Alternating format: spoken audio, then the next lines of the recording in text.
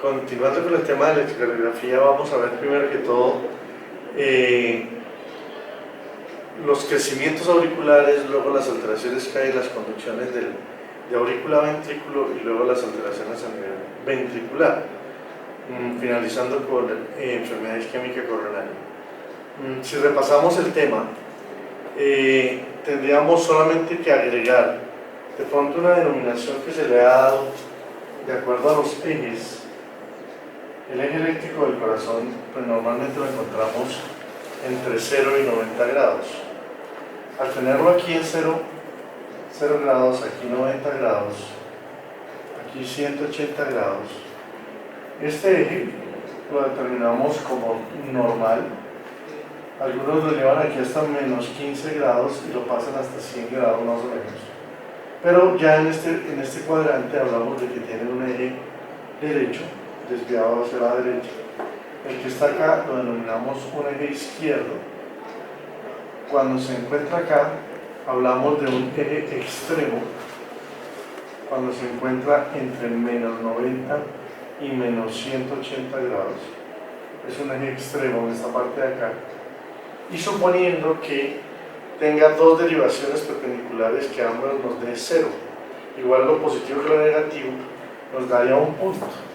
Ese punto, cuando, por decir algo, ABF y D1, ambos le dan 0, ese eje se denomina indeterminado. Entonces, desde el punto de vista de la denominación, tenemos que un electro puede estar derecho, izquierdo, extremo o indeterminado. Bien, vamos a seguir con la parte de crecimientos auriculares. Para hablar de crecimientos auriculares, vamos a lo siguiente. Si tenemos una persona, vamos a hacer evidente como si hubiera un registro de ustedes que están en esa parte hacia acá. Y miren lo que va a suceder cuando hay un crecimiento auricular. Si hay una persona un poquito más alta, ven acá un segundito. Si hay una persona más alta y ustedes están llevando el registro, en ese momento, ¿qué va a pasar? Si el que se está creciendo es la aurícula derecha, que sería él, no verían nada de la aurícula izquierda, o sea, predomina la altura, en el caso de que ustedes estén viéndolo desde el lado derecho. Pero si están viendo eso mismo y el registro es que se crece la aurícula que está allá atrás, que es la izquierda, esta sería aurícula derecha y la otra la aurícula izquierda, van a ver las dos ondas y eso es lo que hace que la onda P se vaya a ver mediada. Gracias. Entonces, ¿a qué me refiero con eso que acabamos de hablar? Si tuviéramos un registro de las dos aurículas y las estuviéramos viendo desde el lado derecho, que era donde ustedes están viendo un registro de la actividad eléctrica del corazón, aquí tenemos las dos aurículas y los dos ventrículos, aquí está la pared ventricular. ¿Qué va a pasar? Acá tenemos aurícula derecha y aquí tendríamos la aurícula izquierda. Si llevamos un registro desde D2, que era lo que habíamos visto, en la cual es una derivación que vemos muy claramente toda la despolarización del corazón, yo tendría registro de las dos aurículas, la aurícula derecha y la aurícula izquierda. Si estoy mirando la despolarización de las dos aurículas, que correspondería a esta aurícula y a la otra aurícula, si esto es simultáneo me da este vector resultante que siempre va a ser positivo. ¿Qué pasa si veo desde acá la despolarización auricular? Lo que va a pasar es, si se llega a crecer la aurícula derecha, en ese caso, ¿qué va a predominar si crece la aurícula derecha? Crece esta imagen y con base al ejemplo que habíamos visto, desde este lado, tanto B1 como esa parte, va a haber el crecimiento de la aurícula derecha con un predominio en la altura. Por lo tanto, la onda P tiende a ser alta. Pero, caso contrario, si llega a crecerse es la aurícula izquierda, lo que va a suceder es que el predominio de la imagen no va a ser la altura que tendría la onda P, sino que el predominio de la imagen va a tener debido al crecimiento de la aurícula, va a tener este crecimiento acá atrás. Y lo que se va a ver es una imagen con las dos aurículas. Y eso va a hacer que predomine la imagen de una onda P mellada. Esta onda P mellada le sugiere un crecimiento de la aurícula izquierda, mientras que la onda P alta y picuda, también la denominan P picuda pulmonar, solo a manera de hemotecnia, porque generalmente corresponde a esa hipertensión pulmonar. En ese caso, la onda P alta y picuda corresponde a un crecimiento de la aurícula derecha. ¿Qué es alta? Ya habíamos visto que una onda P normalmente mide solamente 0.2 milivoltios, o sea, 2 cuadritos. Si pasa de eso, ya hablamos de que la onda P está alta. Usualmente cuando vemos este crecimiento, habíamos visto que la onda P en términos generales mide 80 a 100 milisegundos. ¿Qué pasa? Que muchas veces con este crecimiento se alcanza a crecer en tiempo y podría llegar inclusive hasta 120 milisegundos, pero aquí lo característico es la melladura que se ve en el crecimiento auricular izquierdo, y por eso se habla de una M mitral, porque generalmente es a consecuencia de una estenosis mitral que se está creciendo la aurícula izquierda. Entonces, esta P, generalmente que se ve por hipertensión pulmonar, es una P picuda pulmonar, mientras que esta es una M mitral, que es de crecimiento de la aurícula izquierda. Bien, si miramos esto en unas diapositivas, vamos a hacer evidente lo siguiente. Acá podemos ver la imagen de un crecimiento auricular. En este crecimiento auricular vemos como la aurícula derecha sería el primer componente y esta sería la aurícula izquierda.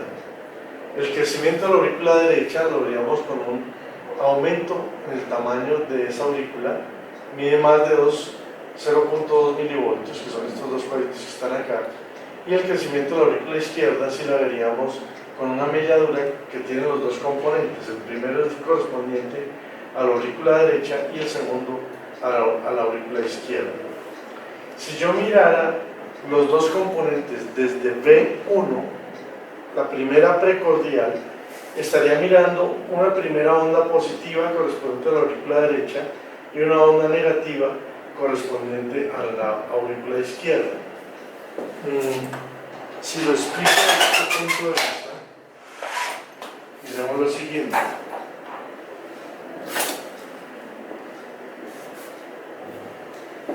Aquí tendríamos los dos componentes de la aurícula, y si los vemos desde B1, que es la parte precordial, aquí tendríamos la imagen cardíaca, y aquí está B1. B1, ¿qué va a haber? Un componente positivo correspondiente a la aurícula derecha, por lo tanto la primera parte podría ser un componente positivo de esa aurícula, pero después puede ver, si está crecida, por ejemplo, un gran componente que se aleja. Si esto se creciera, sería más grande, y ese componente que se aleja lo va a ver con un gran componente negativo. Entonces, en B1 es frecuente encontrar que sea bimodal la onda P.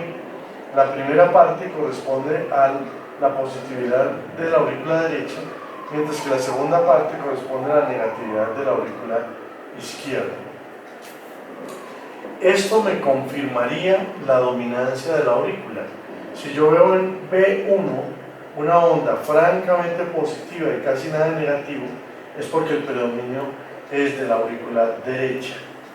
Mientras que si en B1, en esta misma, veo que el predominio es muy negativo, quiere decir que el predominio es del vector que se está alejando, y en ese caso habría un crecimiento de la aurícula izquierda. Sin embargo, los crecimientos auriculares no los determino por B1. B1 es quien me confirma con esta forma de la onda P quién está dominando, si la aurícula derecha o la izquierda.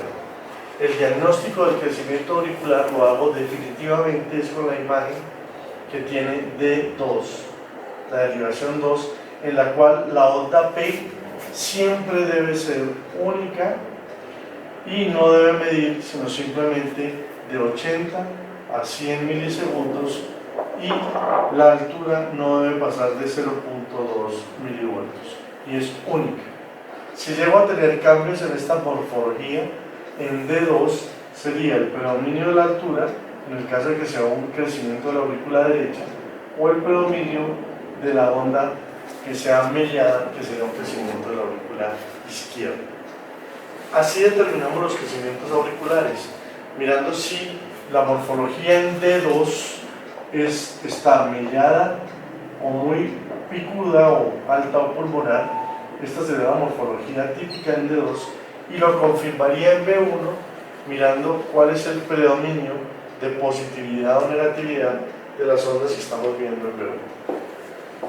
Bien, si continuamos viendo las imágenes, acá tendríamos que este sería el componente bimodal que puede tener la aurícula. Esta sería aurícula derecha, esta sería aurícula izquierda, y aquí me estaría hablando de un predominio de la aurícula izquierda sobre la aurícula derecha. No sé si en esa parte podemos... Acá tendríamos un crecimiento de la aurícula derecha. Vemos cómo mide más de 0.2 milivoltios. Estas son imágenes de una picuda pulmonar. No sé si la luz, hay que la de allá se vea mejor. Mientras que acá estamos viendo una P que es con doble componente. Una P que sería mitral o de crecimiento auricular izquierdo. Nos tocaría verlo directamente en el resto del componente del eje eléctrico del corazón y la historia clínica del paciente. Muy bien. Ahora vamos a ver alteraciones en el PR. Las alteraciones en el PR, podríamos tener varias alteraciones en la conducción auriculoventricular. La primera que podemos tener es que la conducción auriculoventricular esté pasando rápidamente por un haz aberrante que hace que pierda esa pausa fisiológica en la conducción auriculoventricular. Esa alteración la podemos ver. Habíamos visto que la onda P usualmente va seguida después del complejo QRS y posteriormente vendría la onda T. Una onda P, un QRS y una onda T. Habíamos hablado cómo este punto se denomina el punto I, que es el punto en el cual inicia el QRS, y este intervalo que va desde que inicia la P hasta que inicia el QRS se denomina el PR. Este PR normalmente desde el inicio de la P hasta allá debe medir de 120 hasta 200 milisegundos. Es decir, no debe pasar de 5 cuadritos de a milímetros, 5 por 4 daría 20. ¿Qué vamos a encontrar en estas alteraciones del PR? Uno es que normalmente no haga esa pausa fisiológica que haría el corazón, manda el estímulo del nodo sinusal, llega al nodo auriculoventricular, aquí sufre el retardo fisiológico, y una vez pasa el retardo fisiológico, sí pasaría las de Lis con sus dos ramas. Si yo pierdo este retardo fisiológico, y por decir algo, hay un paso a través de uno de los haces aberrantes que pueden haber acá, de conducción de una vez directamente hacia el ventrículo, no tendría el tiempo o la pausa normal que hay de aurícula a ventrículo, sino que después de que se despolariza la aurícula, de una vez el estímulo va a pasar al ventrículo, y que produciría aquí un acortamiento del paso de aurícula a ventrículo, o sea, el PR se me acortaría. Cuando tenga un PR corto en el cual muchas veces vemos la aurícula y casi que apenas acaba la aurícula e inmediatamente comienza el QRS, en ese caso tiene que ser menor a 120 milisegundos. Por lo tanto, si apenas mide 110 milisegundos este PR, si menos de 120, siempre hablamos de síndrome de preexcitación. Existen dos síndromes de preexcitación, cuando el PR es menor a 120 milisegundos. Estos síndromes de preexcitación se denominan el síndrome de Wolff, Parkinson-White y el síndrome de Long-Gannon-Levin. Lo van a encontrar muchas veces como Wolff, Parkinson-White y Long-Gannon-Levin. Son los dos síndromes de preexcitación. ¿En qué se diferencian los dos síndromes de preexcitación? Pues después lo miramos en la patología a qué corresponde cada uno, pero es como si no hubiera esa pausa fisiológica. Es como si entrara súbitamente el impulso de aurícula-ventrículo, y hay dos formas de entrada de ese impulso eléctrico del ventrículo. Uno es que entra súbitamente y después sí ya sigue despolarizando, lo cual va a producir acá como una pequeña pausa apenas entra al ventrículo, y se ve con una muesca, la cual se ha denominado, cuando el PR es corto, se ha denominado a esa pequeña muesca que se hace en el QRS. Esta onda, que es como una muesca que se hace aquí en el QRS, se denomina la onda delta. Esa onda delta es como si correspondiera como a un RR' más o menos, pero no es RR'. ¿Por qué? Porque no hay PR normal, el PR está corto. Si el PR es corto y tiene esta muesca, esta onda acá, que es la onda delta, denominamos a eso el síndrome de Wolff-Parkinson-White. Pero si lo que tenemos es un PR corto con un QRS sin onda delta, esto se denomina el síndrome de Long-Gannon-Levin. Es típico encontrar la onda delta con PR corto, y a veces encontramos también incluso la T invertida, pero lo típico de esto es más que todo la onda delta con PR corto, significativa del síndrome de Wolff-Parkinson-White, mientras que cuando el complejo QRS es normal, sería un síndrome de Long-Gannon-Levin. Con esto quedarían los dos principales síndromes de preexcitación. Si hablamos de la alteración en la conducción de aurícula-ventrículo, tendríamos lo que son los denominados bloqueos aurículo-ventriculares. Estos bloqueos aurículo-ventriculares se pueden producir de varios tipos. Lo primero, aquí tenemos el nodo sinusal. Vamos a esquematizar nuestro corazón, qué es lo que está pasando. Acá están las paredes del ventrículo. Muy bien. Acá tenemos el nodo sinusal. Este nodo sinusal nos manda el estímulo, pasa al nodo auriculoventricular, se retrasa fisiológicamente, llega al haz de His, y de ese haz de His viene la rama izquierda, que se divide entre la superior y posterior inferior, y la rama derecha, que viene por este lado, terminando en la red de Purkinje a ambos lados. Vamos a producir lo primero que se puede producir, que es un bloqueo de aurículo-ventricular. Ese bloqueo aurículo-ventricular, ¿qué quiere decir? De que está retrasándose el paso de la aurícula al ventrículo más de lo usual. Normalmente veíamos en el PR que el PR, formado por la P y el paso hasta el punto I, ese PR normalmente medía entre 120 a 200 milisegundos. ¿Cuál es el primer tipo de bloqueo, o el bloqueo de primer grado? Cuando esto se prolonga, pero es continua la prolongación de ese paso. Entonces ya vamos a ver una onda P y el PR es muy largo. Ahí está, por decir algo. Este PR se alargó y vamos a suponer que estuviera aquí en 210 milisegundos. Si este PR siempre es constante largo y mide lo mismo en cada vez que hace el PR lo hace igual de largo, en ese caso estaríamos hablando, aquí tiene otra vez la onda P y otra vez largo. ¿Qué querría decir? Este PR se mantiene siempre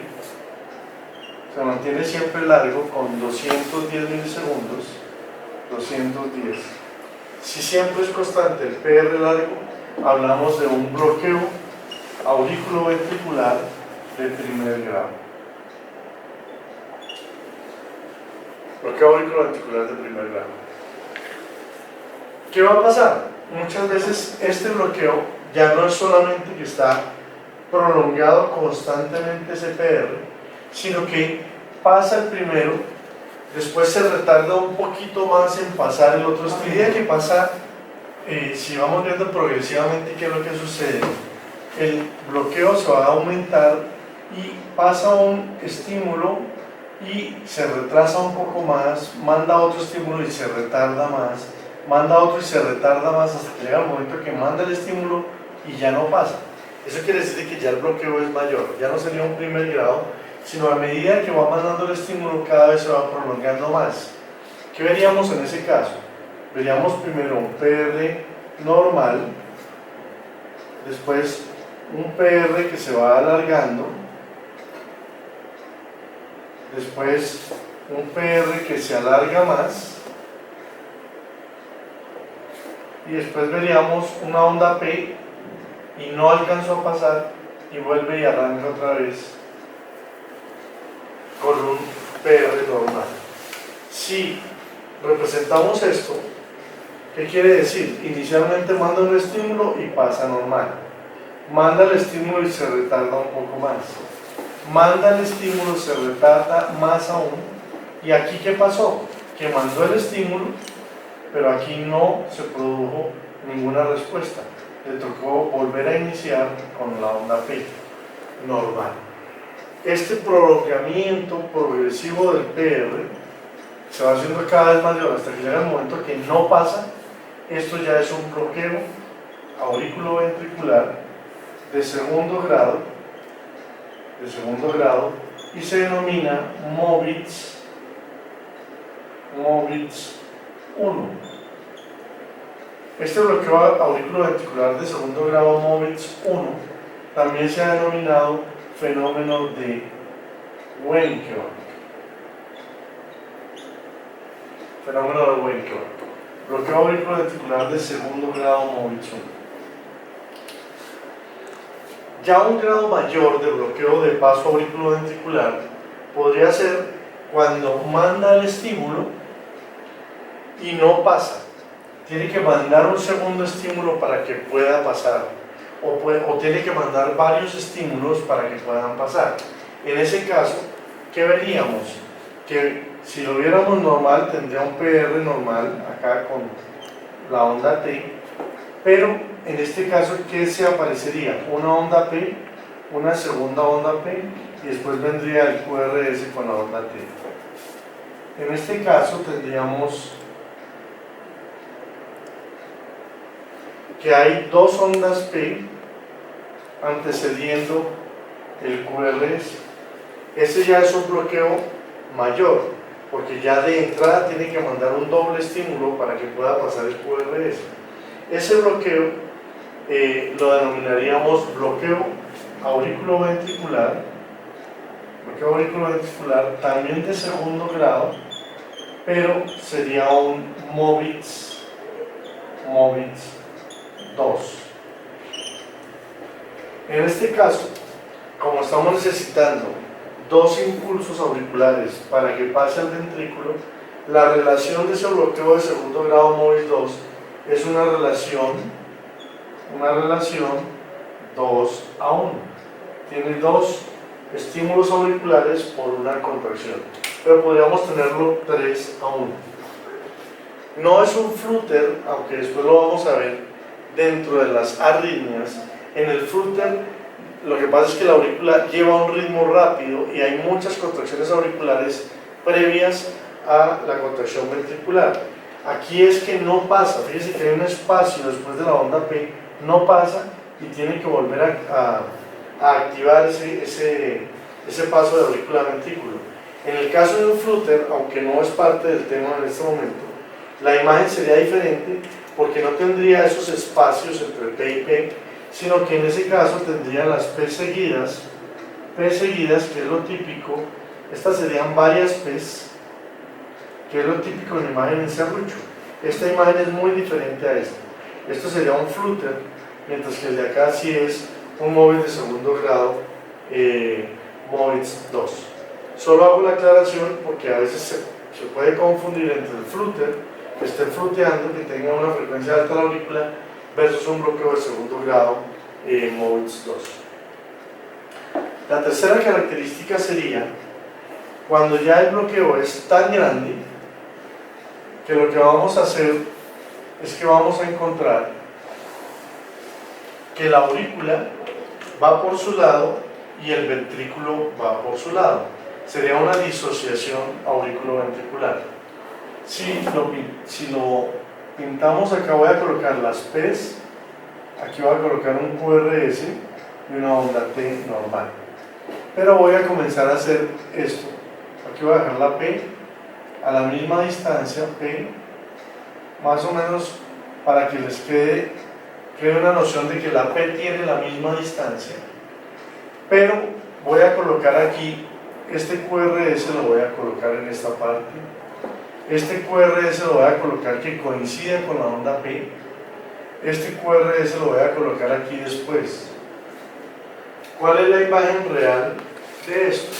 Voy a encontrar QRS a diferentes distancias posiblemente, pero aquí la clave es que la onda P, ¿cierto?, mantiene la misma distancia y a veces el QRS coincide con la P, pero hay una disociación entre la aurícula y el ventrículo.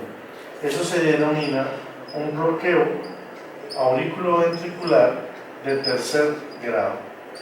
El tercer grado ya hay una disociación auriculoventricular, la aurícula siempre mantiene la misma distancia, yo podría casi que sacar la frecuencia auricular y el ventrículo va por su lado. De esta manera quedan más o menos esquematizados los tres tipos de bloqueos que pueden haber en la conducción auriculoventricular. El paso de aurícula a ventrículo podría tener esos tres tipos de bloqueo. Si lo miramos gráficamente, podemos encontrar lo siguiente. Aquí, con base en lo que habíamos hablado, tendríamos un síndrome de Wolff-Parkinson-White, en el cual lo que van a ver es, aunque no es muy evidente allí, la presencia de una onda delta. Aquí, si miraran el PR, este PR es muy corto.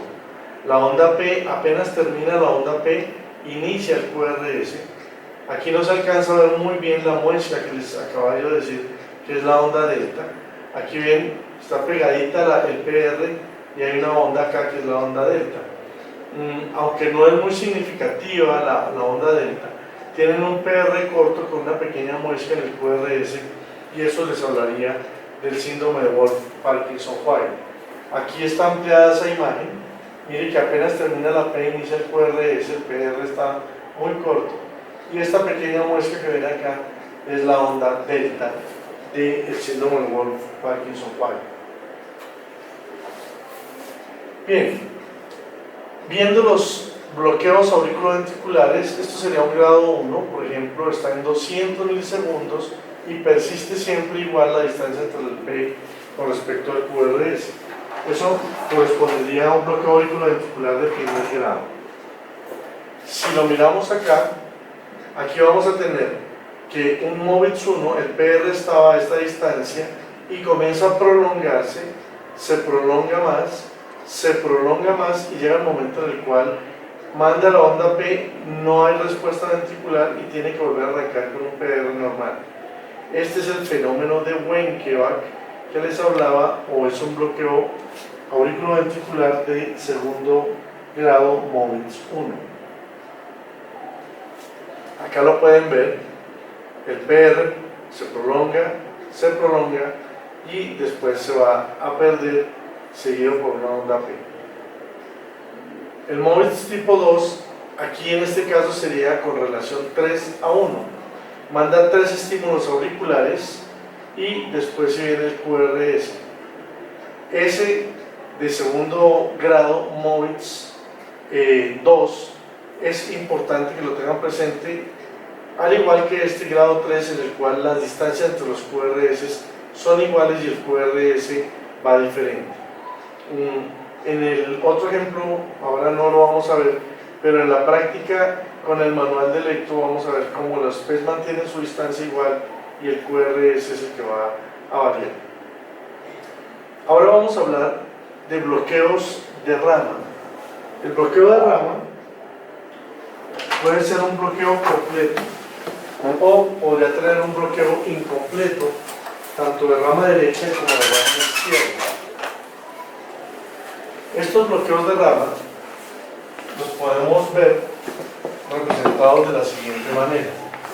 Si tenemos una alteración en la conducción, ya sea en la rama derecha o la rama izquierda, ¿cuál sería la consecuencia? Pues la consecuencia es que la conducción dentro del ventrículo tiene que estar retardada. Si tenemos aquí una imagen, acá tenemos el ventrículo, aquí está el septum y aquí vamos a tener la parte de activación por parte del nodo sinusal. Aquí está la activación del nodo sinusal, pasa al nodo auriculoventricular, al haz de His, y aquí tenemos la rama izquierda y la rama derecha. Rama izquierda divide en antero superior y posterior inferior. Muy bien, vamos a producir inicialmente un bloqueo que es el bloqueo de la rama derecha del haz de His. Si yo bloqueo esta rama que está a este lado, debo aclarar una cosa importante: bloqueo no es que no pase el estímulo, bloqueo es que se disminuye el tiempo de despolarización de este ventrículo con respecto al que está allá. Es como si hubiera, como lo dice su nombre, un bloqueo, pero no es que no pase el estímulo, porque quedaría paralizado el corazón en caso de ser así. Si yo le produzco aquí el bloqueo de esta rama derecha, vamos a ver qué pasa eléctricamente. Eléctricamente todos sabemos que el septum tendría un primer vector de activación, que es el vector septal alto. ¿Qué pasa con el vector septal alto si yo le produzco un bloqueo de la rama derecha? Pues este normalmente venía por la rama izquierda y producía esta despolarización. O sea que este vector no se me va a alterar en nada, porque de todas maneras, como viene por ese lado normal, la despolarización viene en este sentido.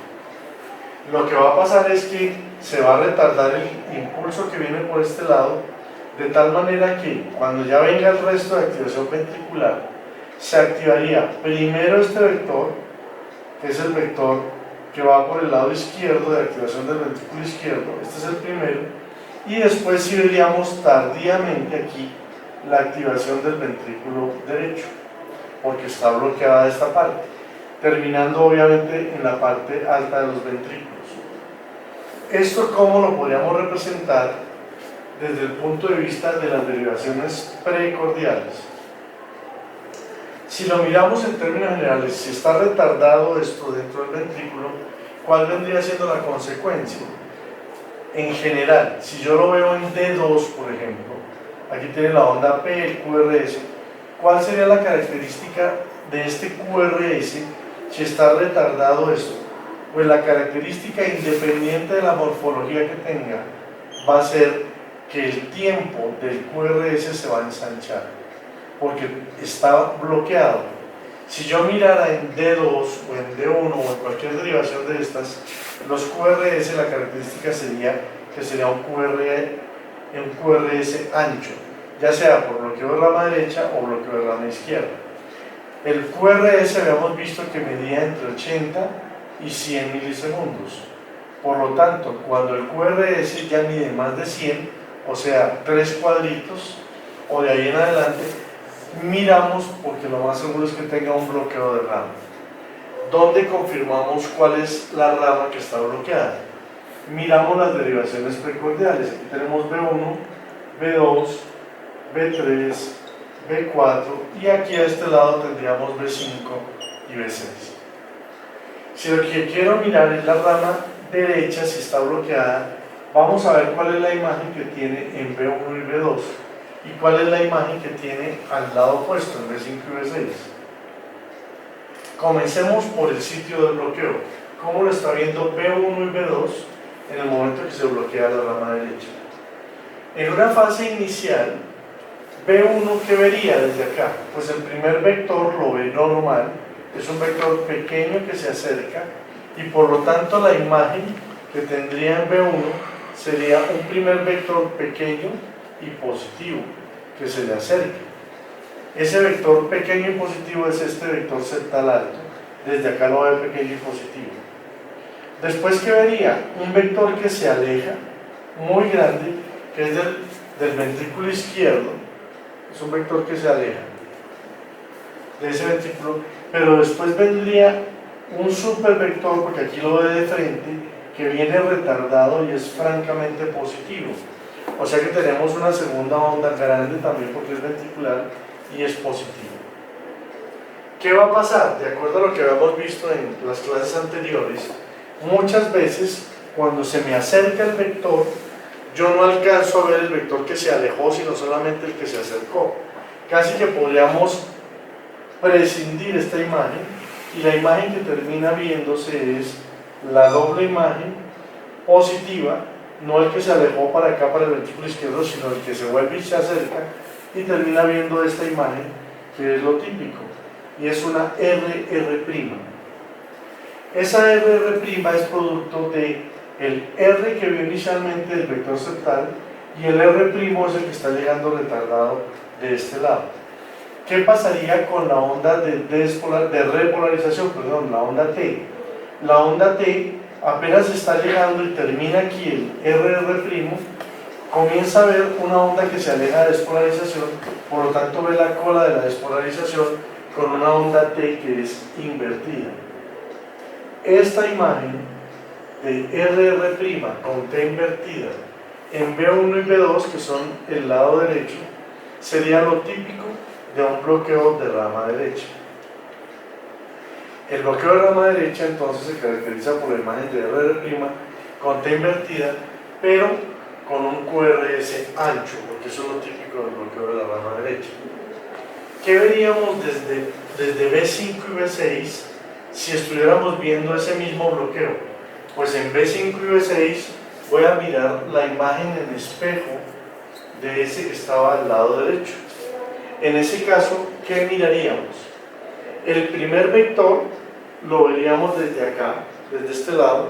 Estaríamos viendo un primer vector negativo, que es el vector septal. Veríamos un vector negativo. Después veríamos un gran vector positivo que se me acerca. Un gran vector positivo que se me acerca. Pero después termina viendo un gran vector que se aleja de nuevo. Ese gran vector que se aleja, que es dominante, se está yendo hacia allá. ¿Qué termino viendo? Esto lo podemos escindir y terminamos viendo es una imagen de dos ondas negativas, esta y esta. Por lo tanto, esta imagen que está viendo acá es lo contrario de esta. Es como si volteara la imagen y la proyectara acá. La imagen que voy a ver en B5 y B6 es la imagen en espejo de donde se encuentra el bloqueo de rama. Por lo tanto, el bloqueo de rama lo denomino donde encuentro no este complejo QS, sino donde encuentro el RR' con T invertido. En este caso, el bloqueo es de rama derecha, porque lo estoy viendo en B1 y B2. Voy a hacer lo contrario. Vamos a bloquear la rama izquierda. Si yo lo que voy a bloquear es la rama izquierda, cambiaría todo esto. ¿Por qué? Voy a bloquear ahora la rama izquierda. Esta rama la dejamos normal. Dejamos esta rama normal. y vamos a bloquear la rama izquierda. Si yo bloqueo esta rama izquierda, la que está acá, vamos a bloquearla, ¿qué es lo que va a pasar? El estímulo ya no puede venir de allá hacia acá, por lo tanto este primer vector no va a venir en este sentido, me cambia la despolarización. El estímulo eléctrico viaja por este lado y depolariza la parte alta del septum, pero al contrario. Entonces me cambia la dirección de la despolarización. Ya esta despolarización va a ser de aquí, del lado izquierdo, del lado derecho, perdón, como está bloqueado el lado izquierdo, va a ir del lado derecho hacia el lado izquierdo. Iría por este lado y se va hacia allá. Me cambió la dirección del vector de depolarización del septum. Eso es muy importante porque ya comenzamos a ver cambios eléctricos que van a ser representativos más adelante. Acá sigue teniendo su septum común y corriente. Ok, ahí está el septum. Aquí ya, si el que está bloqueado es este, el primero que se va a activar es el de este lado. Por lo tanto, se invierte estos dos vectores. El que está retardado es el del lado izquierdo, que está hacia allá. Si esto es cierto, ¿qué va a pasar? Que primero vería, si la que está bloqueada al lado izquierdo, que sigue con sus dos ramas, que sigue lo mismo. Si se me bloquea esa rama, primero vendría la activación de este ventrículo. Eso haría de que primero viniera la activación de este lado y luego, si retardado, iría la activación del ventrículo izquierdo. Como cambió esto, definitivamente, vamos a ver cómo se vería un bloqueo de la rama izquierda desde B1, B2 y B5, B6. Comencemos por B5 y B6, que es la rama que está afectada. Si miramos B5 y B6, vamos a mirar desde acá, desde B5 y B6, ¿qué vamos a encontrar? Vamos a encontrar un primer vector. Si lo miramos desde B5 y B6, el primer vector viene en este sentido, lo estoy viendo positivo y pequeño, por lo tanto viene una primera onda que es positiva y pequeña. Luego viene una segunda onda que es negativa, es la onda que se me va hacia el ventrículo derecho, sería una onda negativa. Pero después veo la onda más grande de este vector, porque es la de todo el ventrículo izquierdo que se me aproxima, que venía retardada, por lo tanto veo la onda muy grande del ventrículo izquierdo. Eso va a hacer que si yo escindo de esta que se estaba viendo negativa, la imagen que termino viendo es una RR'. Es la misma imagen que veía allá en B1 y B2, pero la estoy viendo acá es en B5 y B6. Esa RR', obviamente, la onda de repolarización va a iniciar yéndose hacia allá y por lo tanto en B5 y B6 también le veo la T invertida. Esta imagen es lo que voy yo a ver en B5 y B6. Si lo comparamos, esta es la imagen que veía yo en B1 y B2, es idéntica en bloqueo de rama derecha. Lo que pasa es que aquí lo estoy viendo a la izquierda. Conclusión, la imagen de RR' con T invertida, RR' con T invertida, si la veo en B1 y B2 es un bloqueo de rama derecha, pero si la veo en B5 y B6 es un bloqueo de rama izquierda. No voy a repetir lo que pasaría aquí en B1 y B2 porque es la imagen en espejo de esto, por lo tanto en ese caso en B1 y B2 lo que voy a mirar es el complejo negativo y esta sería la imagen en espejo del verdadero bloqueo de rama que lo va a tener en B5 y B6 con RR'. Este es el criterio de bloqueo de rama derecha y bloqueo de rama izquierda. ¿Qué pasa? Muchas veces no se bloquea, no hay un bloqueo completo de las ramas, sino que puede haber un bloqueo incompleto de la rama izquierda. Y es que se me bloquee solo la rama anterosuperior o la rama posterior inferior. ¿Qué sucede cuando hay bloqueo de la rama anterosuperior o la posterior inferior? Cuando hay bloqueos de la rama anterosuperior o posterior inferior, vamos a tener un cambio en el eje eléctrico del corazón que es lo más representativo para hacer el diagnóstico del hemibloqueo. Si tenemos aquí la imagen de nuevo del corazón, acá tenemos pared ventricular, septum, tenemos el nodo sinusal. El nodo sinusal me manda el estímulo, pasa al nodo auriculoventricular, a las de His, y de las de His se me dividen las dos ramas. Aquí tenemos dos ramas, la rama anterosuperior y la rama posterior inferior. Si lo que yo bloqueo es la rama anterosuperior, se la voy a bloquear aquí, ¿qué va a pasar? Que este estímulo eléctrico de este corazón normal tiende a irse por la parte posterior inferior hacia allá y me lleva el eje eléctrico, me lo lleva hacia la izquierda. Eso hace que me lleve el eje eléctrico, si yo tuviera aquí las dos ramas, ¿cierto? Al mandarme el eje eléctrico hacia allá, hace que ese eje eléctrico ya no lo encuentre como lo encontraba normalmente entre 0 y 90 grados, sino que el eje eléctrico lo voy a encontrar aquí arriba. Es muy marcada la desviación izquierda que tiene. Aquí tenemos entre menos 50 y menos 90 grados. Se me mandó el eje eléctrico hacia allá por el bloqueo de la rama anterosuperior. Cuando yo mando el eje eléctrico hacia menos 50 o menos 90 grados, estoy suponiendo un hemibloqueo anterosuperior o un bloqueo incompleto de la rama izquierda. ¿Eso qué haría?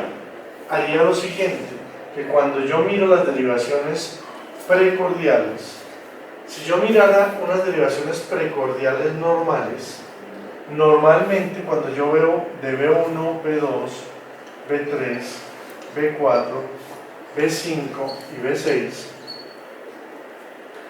B1 es una derivación que mira todo muy negativo, por lo tanto es usual que B1 vea el complejo negativo. B2 lo comienza a ver un poquito más positivo. B3 y B4, que están en la mitad, lo tratan de ver ese complejo isobifásico. En cambio B5 y B6 ya comienzan a verlo francamente positivo. Esa es una evolución normal de B1 a B6. Es decir, que B6, B5 y B6 tienden a ver complejos francamente positivos, si estuviera normal. ¿Qué pasaría si ese eje eléctrico se me va hacia allá? Pues que B5 y B6 alcanzan a ver algo de negatividad del eje, y por eso cuando en B5 y B6 le dicen a usted que no lo ve francamente positivo, sino que persisten las S, persiste la S en B5 y B6, es porque el eje se me fue muy allá. Este B5 y B6 está viendo algo de la negatividad, y este es un criterio que se le suma al del hemibloqueo anterosuperior. Usualmente los hemibloqueos, el QRS no se ensancha como se veía en el bloqueo de rama, sino que es limítrofe. Habíamos visto que era entre 80 y 100. Por lo tanto, en los hemibloqueos generalmente el QRS se encuentra en el límite, en 100 milisegundos, con persistencia de S en B5 y D6 y un eje eléctrico entre menos 50 y menos 90 grados. Ese sería un hemibloqueo anterosuperior. Cuando el hemibloqueo es posterior inferior, pasa lo contrario. Si la rama bloqueada es la posterior inferior, aquí tenemos anterosuperior, sería esta, y esta es la posterior inferior. Si le bloqueo esta rama posterior inferior, todo se me viene, la dirección del eje eléctrico se me viene al lado opuesto, se me viene hacia acá. ¿Y qué va a pasar con el eje eléctrico? Que este eje eléctrico se me desvía y ya no está entre 0 y 90 grados, sino que se me viene hacia este lado y viene a la parte más extrema de este cuadrante entre 90 y 180 grados. Es decir, que tenemos un eje eléctrico entre 150 y 180 grados. Cuando ya el eje está aquí, es un eje muy derecho entre 150 y 180 grados, hablamos de que tiene un hemibloqueo posterior inferior. Y de ahí, de acuerdo al cambio del eje, usted puede deducir cómo puede ver las imágenes en B5, B6, B1, B2, posiblemente lo vea más positivo, etc. Pero lo que importa es que tenga en cuenta que el hemibloqueo antero superior me desvía el eje hacia menos 50 y menos 90 grados y el posterior inferior entre 150 y 180 grados. Este es un criterio suficiente para hablar de hemibloqueos antero superior y posterior inferior o bloqueos incompletos de rama izquierda. Acá podemos ver bien la imagen de un bloqueo de rama derecha. Veríamos el R' con T invertida en B1 y B2, que son las derivaciones derechas. Esta imagen de R' con T invertida en B1 y B2 es lo típico de un bloqueo de rama derecha. Si está bloqueada la rama derecha lo veríamos así. Acá vemos que el complejo está ancho en D1, en D2, en D3, está ancho, mide más de lo usual. Y si miramos, la imagen es de R' con T invertida en B1 y B2. En B5 y B6 muchas veces estamos viendo, aquí hay una QRS, que es la imagen en espejo de lo que estaba viendo en B1 y B2. ¿Dónde está el bloqueo? Donde ve el R' con T invertida. En el bloqueo de rama izquierda va a ver la misma imagen, pero no lo ve en B1 y B2, sino que lo va a ver en B5 y B6. Entonces, en B5 y B6 alcanza a ver la imagen de R'. Veamos aquí en este ejemplo. Aquí está B5 con R' y B6 con R' y T invertida en B6. Solo hasta acá vio la imagen de la repolarización invertida, pero tiene R' con QRS ancho, que es el diagnóstico del bloqueo de rama izquierda. En el bloqueo antero superior, el eje se hace izquierdo entre menos 50 y menos 90 grados. El QRS mide en promedio 100 milisegundos. La R es dominante con o sin onda Q inicial, lo cual es de 1, lo cual no es simplemente lo que le sugiere el cambio de eje. Y la persistencia de una onda en B5 y B6, una onda R que está disminuida con persistencia de onda S profunda en B5 y B6, es lo que le habla de un hemibloqueo antero superior. Aquí ven como en B5 y B6 todavía persiste una onda S profunda, y si miramos el eje del corazón, aquí tienen D1 está francamente positivo y ABF está negativo, y al sumarlo le da un eje que está